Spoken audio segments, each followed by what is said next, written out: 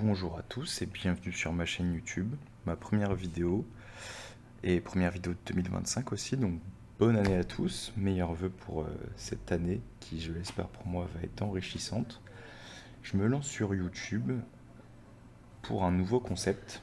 Je suis un gros consommateur de contenu YouTube, je regarde énormément de Pokémon, donc des vidéos d'ouverture et des vidéos de Call of Duty, globalement FPS, Warzone, etc.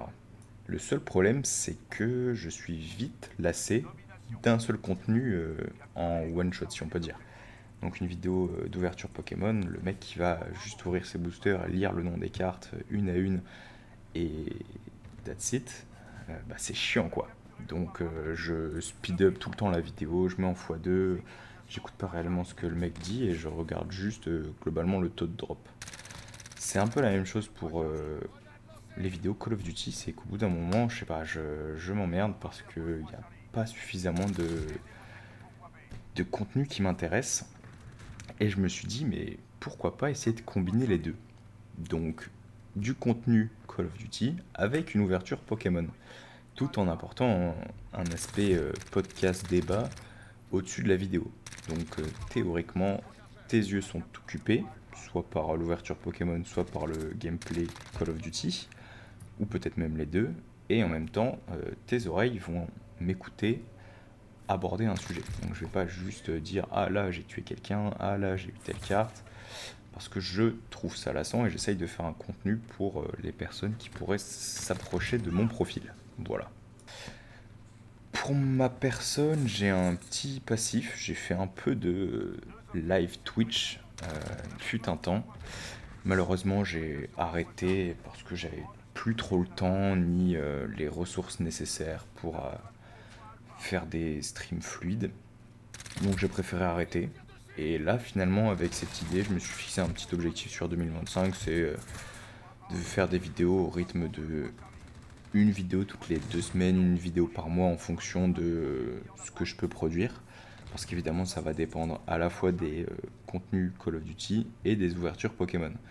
Évidemment, les ouvertures Pokémon, c'est un budget, et donc je vais pas pouvoir ouvrir masse tout le temps. Donc voilà, là c'est le format que j'ai décidé d'adopter, donc incruster l'ouverture Pokémon sur le coin supérieur droit. Je vous laisserai me dire quel endroit est le mieux selon vous. Donc comme je l'ai dit, je vais pas lire tous les noms de Pokémon à chaque fois que je tire une carte parce que sur le contenu que je regardais, moi ça me tend tous les youtubeurs qui ne savent pas prononcer correctement le nom d'un Pokémon, ça me tend. Donc j'ai prévu de pas faire ça et ça tombe bien. Comme ça vous tendra pas non plus parce que je suis sûr que ça vous tend aussi.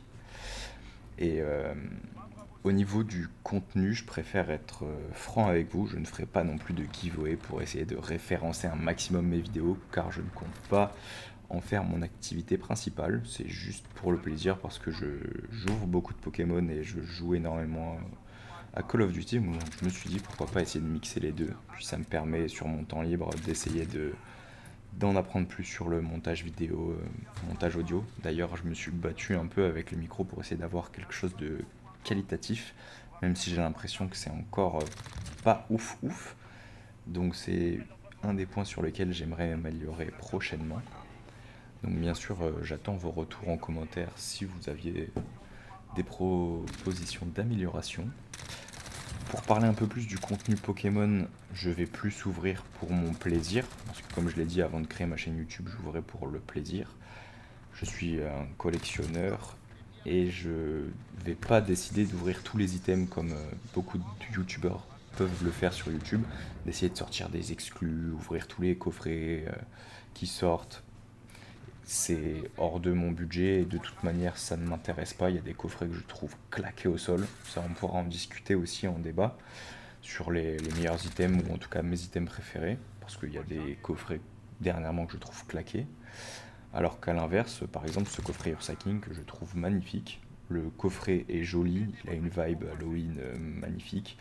Le contenu est sympa et les promos sont pour le coup très jolis par rapport au coût du coffret qui n'est qu'un coffret 4 boosters que tu retrouves aux alentours de 26 euros. en arrondissant. Donc pour moi, c'est vraiment un bel item. C'est pour ça que j'ai décidé de l'ouvrir pour ma première vidéo YouTube. En parlant d'ouverture, j'ai encore pas mal de choses à ouvrir, sympas. Enfin, de mon point de vue toujours. Peut-être que pour vous, ça peut paraître flingué, mais au vu des dernières tendances Pokémon, je pense être un peu sur la hype. Donc j'ai deux l'étincelle déferlante à ouvrir, j'ai une TB et un bundle à ouvrir. Sur 151, j'ai un bundle à ouvrir et j'ai réussi à me dépatouiller pour avoir quelques coffrets Costco, donc les exclus Minitine et le coffret eau florissante. Donc ça, une fois que je les aurai, je vais pouvoir faire des vidéos pour de l'ouverture.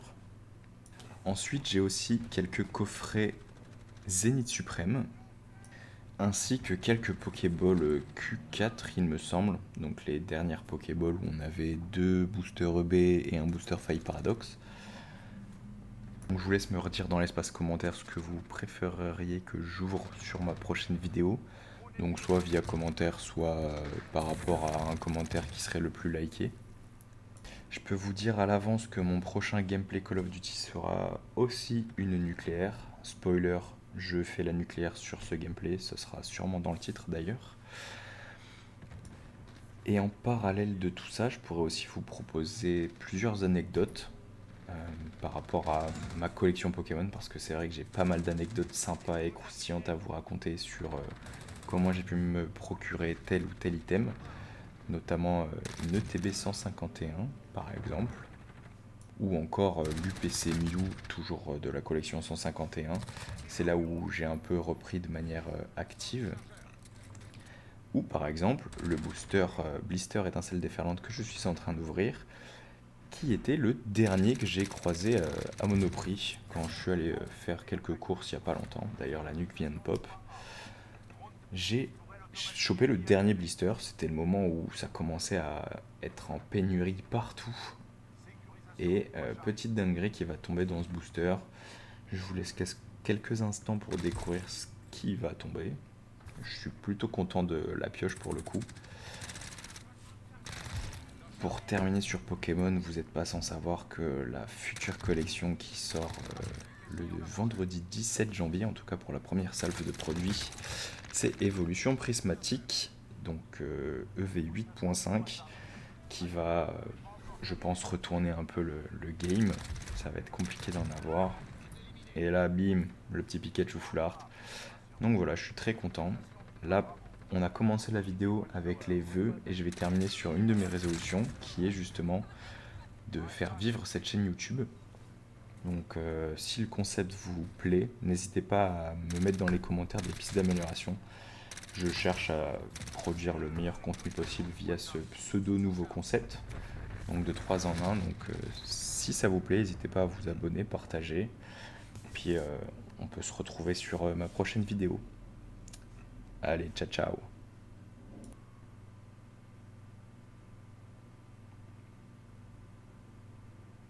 Comment ça? T'es encore là et t'es pas encore abonné?